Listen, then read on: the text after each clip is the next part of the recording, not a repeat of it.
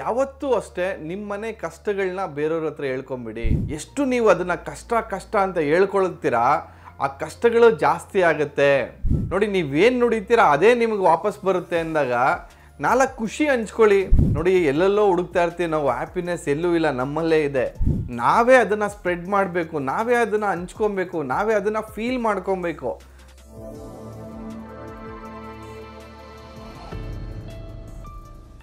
ಅಭಿವೃದ್ಧಿ ಲೈಫ್ ಸ್ಟೈಲ್ನ ವೀಕ್ಷಕರಿಗೆ ಸ್ವಾಗತ. ನಿಮ್ಮ ಡಾಕ್ಟರ್ ದೀಪಕ್ ಗುರುಜಿ ಮಾಡುವ ಪ್ರಣಾಮಗಳು. ಸೊ ಇವತ್ತಿನ ಸಂಚಿಕೆಯಲ್ಲಿ ಭಾಳ ಇಂಪಾರ್ಟೆಂಟ್ ವಿಷಯನ ಹೇಳ್ತಾ ಇದ್ದೀನಿ. ನೋಡಿ, ಈ ನಡುವೆ ನೀವು ಅಬ್ಸರ್ವ್ ಮಾಡಿ ನೋಡಿರ್ಬೋದು, ಹೆಣ್ಮಕ್ಳು ಫೋನ್ ಮಾಡ್ತಾ ಇರ್ತಾರೆ, ಅವರ ಸ್ನೇಹಿತರಿಗೆ ಮಾಡ್ತಾ ಇರ್ತಾರೆ, ಅಥವಾ ಅವ್ರ ತಾಯಿಗೆ ಮಾಡ್ತಾ ಇರ್ತಾರೆ, ಅಥವಾ ಇನ್ನೊಬ್ರು ಯಾರಿಗೋ ಮಾತಾಡ್ತಾರೆ. ಏನು ಎಲ್ಲ ಕೆಲಸಗಳನ್ನ ಮುಗಿಸ್ಬಿಟ್ಟು ಅವ್ರು ಫೋನಲ್ಲಿ ಮಾತಾಡೋವಂಥದ್ದೇ ಒಂದು ಕೆಲಸ ಆಗಿರುತ್ತೆ.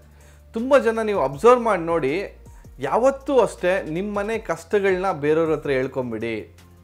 ನಿಮ್ಮನೆ ಏನು ಸಂಸಾರದ ಗುಟ್ಟುಗಳನ್ನ ಬೇರೆಯವ್ರ ಹತ್ರ ಹೇಳ್ಕೊಳಕ್ಕೆ ಹೋಗ್ಬೇಡಿ. ನಿಮ್ಮನೆ ಕಷ್ಟಗಳನ್ನ ಜಾಸ್ತಿ ಹೇಳ್ಕೊಳಕ್ಕೆ ಹೋಗ್ಬೇಡಿ. ಹಣದ ಸಮಸ್ಯೆ ಇದೆಯಾ ಅದನ್ನು ಹೇಳ್ಕೊಳಕ್ಕೆ ಹೋಗ್ಬೇಡಿ. ಅಥವಾ ಯಾವುದೇ ರೀತಿ ಏನೋ ಒಂದು ಪ್ರಾಬ್ಲಮ್, ನಿಮ್ಮ ಅತ್ತೆ ಏನೋ ಒಂದು ಪ್ರಾಬ್ಲಮ್ ಇದೆಯಾ ಅದನ್ನು ಯಾರ ಹತ್ರನೂ ಹೇಳ್ಕೊಳಕ್ಕೆ ಹೋಗ್ಬೇಡಿ. ಎಷ್ಟು ನೀವು ಅದನ್ನು ಕಷ್ಟ ಅಂತ ಹೇಳ್ಕೊಳ್ತೀರಾ ಆ ಕಷ್ಟಗಳು ಜಾಸ್ತಿ ಆಗುತ್ತೆ. ನೋಡಿ, ನೀವೇನು ನುಡಿತೀರಾ ಅದೇ ನಿಮಗೆ ವಾಪಸ್ ಬರುತ್ತೆ ಅಂದಾಗ ಯಾಕೆ? ಆಲ್ರೆಡಿ ಸಮಾಜದಲ್ಲಿ ಸಿಕ್ಕಾಪಟ್ಟೆ ನೆಗೆಟಿವಿಟಿ ಇದೆ. ಮತ್ತು ಯಾರ್ಯಾರು ನಿಮಗೂ ಕೂಡ ಫೋನ್ ಮಾಡಿ ಅವ್ರ ಮನೆ ನೆಗೆಟಿವಿಟಿ ಹೇಳ್ತಾ ಇರ್ತಾರಲ್ವ, ನನ್ನ ಮನೇಲಿ ಹಿಂಗಾಗ್ತಿದೆ, ನಮ್ಮನೇಲಿ ನಮ್ಮ ಅತ್ತೆ ಹಿಂಗೆ ಮಾಡ್ತಾರೆ, ನಮ್ಮ ಗಂಡ ಹಿಂಗೆ ಮಾಡ್ತಾರೆ. ಸೊ ಇದನ್ನು ಕೂಡ ಕೇಳಿಸ್ಕೊಳ್ಳೋಕೆ ಹೋಗ್ಬೇಡಿ. ನೋಡಿ, ಭಾಳ ಇಂಪಾರ್ಟೆಂಟ್ ವಿಷಯ ಇದು. ಹೆಣ್ಮಕ್ಳು ನೀವು ಅದನ್ನು ಅರ್ಥ ಮಾಡ್ಕೊಬೇಕಾಗತ್ತೆ. ನಾಲ್ಕು ಖುಷಿ ಹಂಚ್ಕೊಳ್ಳಿ. ನಿಮ್ಮ ಮನೇಲಿ ನಡೆದಿರೋಂಥ ಹ್ಯಾಪಿ ಮೂಮೆಂಟ್ಸ್ನ ಶೇರ್ ಮಾಡಿ. ನಾಲ್ಕು ಏನೋ ಒಂದು ನಿಮ್ಮ ಹಸ್ಬೆಂಡ್ ಒಂದು ಚಿಕ್ಕ ಗಿಫ್ಟ್ ಕೊಟ್ರೆ ಅದ್ರ ಬಗ್ಗೆ ಮಾತಾಡಿ. ಅಥವಾ ನಿಮ್ಮ ಮಗ ಏನೋ ಖುಷಿಯಾದ ಒಂದು ಕೆಲಸ ಮಾಡೋದನ್ನ, ಮುದ್ದಾಗಿ ಮಾತಾಡೋದನ್ನ ಅದನ್ನು ಶೇರ್ ಮಾಡ್ಕೊಳ್ಳಿ. ನಿಮ್ಮ ಮನೇಲಿ ಏನೋ ಒಂದು ನೀವು ಬದಲಾವಣೆ ಮಾಡಿದ್ರಾ, ಏನೋ ಒಂದು ಈ ಥರ ಇಟ್ಟಿರೋದು ಈ ಕಡೆ ಎಲ್ಲೋ ಒಂದು ಕಡೆ ಚೇಂಜ್ ಮಾಡಿದ್ರಿ, ತುಂಬ ಚೆನ್ನಾಗಿ ಕಾಣಿಸ್ತಿದ್ಯಾ, ಅಥವಾ ಏನೋ ಒಂದು ಹೊಸದು ಕಲ್ತರ ಅದನ್ನು ಶೇರ್ ಮಾಡ್ಕೊಳ್ಳಿ. ನೋಡಿ, ಎಷ್ಟು ಖುಷಿ ಮೂಮೆಂಟ್ಸ್ನ ನೀವು ಜಾಸ್ತಿ ಶೇರ್ ಮಾಡ್ಕೊಳ್ತೀರಾ, ನೀವು ಖುಷಿಯಾಗಿರ್ತೀರಾ, ಅವರು ಖುಷಿಯಾಗಿರ್ತಾರೆ.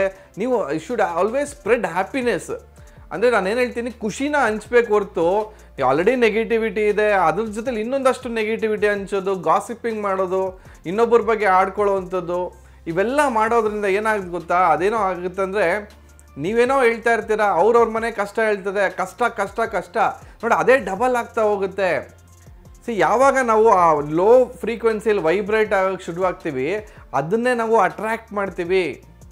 ಈಗ ನಾನು ಯಾವಾಗಲೂ ಎಕ್ಸಾಂಪಲ್ ಕೊಡ್ತಾ ಇರ್ತೀನಿ. ನಾವು ಎಲ್ಲವೂ ಕೂಡ ಒಂದು ಫ್ರೀಕ್ವೆನ್ಸಿ. ನಮಗೆ ತುಂಬ ಖುಷಿಯಾದಾಗ ನಾವೇನು ಮಾಡ್ತೀವಿ, ಖುಷಿಯಾಗಿರೋ ಸಾಂಗ್ಸನ್ನ ಕೇಳ್ತೀವಿ, ಹ್ಯಾಪಿ ಮೂಮೆಂಟ್ಸು. ಆ ಮ್ಯೂಸಿಕ್ ಕೇಳ್ತಾರೆ, ಕುಣಿಬೇಕು ಅನ್ನಿಸ್ತಾ ಇರ್ತಾರೆ. ಅದೇ ನಾವು ಬೇಜಾರಾಗಿದ್ದಾಗ ಸ್ಯಾಡ್ ಯಾವುದೋ ಪ್ಯಾಥೋ ಸಾಂಗ್ಸನ್ನ ಕೇಳೋಕ್ಕೆ ಶುರು ಮಾಡ್ಕೊಳ್ತೀವಿ. ಅಂದರೆ ನೋಡಿ, ಆ ವೈಬ್ರೇಷನ್ಸು ನಾವು ಯಾವ ಲೆವೆಲಲ್ಲಿ ಇರ್ತೀವಿ ಅದನ್ನೇ ನಮಗೆ ಅಟ್ರ್ಯಾಕ್ಟ್ ಮಾಡುತ್ತೆ. ಸೊ ಯಾವಾಗ ಬರೀ ಕಷ್ಟ ಅಂತಲೇ ಮಾತಾಡ್ತಾ ಇದ್ದಾಗ ಏನಾಗುತ್ತೆ, ಆ ಕಷ್ಟಗಳ ಸನ್ನಿವೇಶನೇ ನಾವು ಅಟ್ರ್ಯಾಕ್ಟ್ ಮಾಡ್ತಾ ಇರ್ತೀವಿ.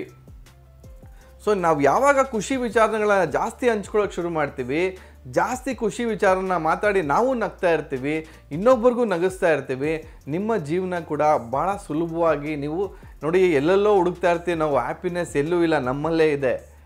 ನಾವೇ ಅದನ್ನು ಸ್ಪ್ರೆಡ್ ಮಾಡಬೇಕು, ನಾವೇ ಅದನ್ನು ಹಂಚ್ಕೊಬೇಕು, ನಾವೇ ಅದನ್ನು ಫೀಲ್ ಮಾಡ್ಕೊಬೇಕು. ಬರೀ ಕಷ್ಟಗಳನ್ನ ಯಾವಾಗಲೂ ಹಂಚ್ಕೊಳ್ಳೋದಕ್ಕಿಂತ ನನ್ನ ಯಾರು ತಾಯಂದಿರು ತಪ್ಪು ತಿಳ್ಕೊಬಾರ್ದು, ಬರೀ ಹೆಣ್ಮಕ್ಳೇ ಮಾಡ್ತಾರ ಇದನ್ನು ಅಂತ ಅಂದ್ಕೊಳ್ಳೋಕೆ ಹೋಗ್ಬಿಡಿ. ನನ್ನ ಅನಿಸಿಕೆ, ನನ್ನ ಎಕ್ಸ್ಪೀರಿಯನ್ಸ್ ಅಥವಾ ನಾನು ನೋಡಿರೋ ಪ್ರಕಾರ ನಿಮ್ಗೊಂದಷ್ಟು ಕಿವಿ ಮಾತು ಕೊಟ್ಟಿದ್ದೀನಿ.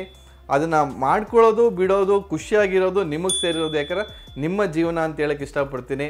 ಸೊ ಸಾಕಷ್ಟು ಜನರೊಂದಿಗೆ ಈ ಮಾಹಿತಿಗಳನ್ನ ಶೇರ್ ಮಾಡ್ತಾ ಬನ್ನಿ ಅಂತ ಹೇಳ್ತಾ ಇವತ್ತಿನ ಸಂಚಿಕೆ ಮುಗಿಸ್ತಾ ಇದ್ದೀನಿ. ವಂದನೆಗಳು.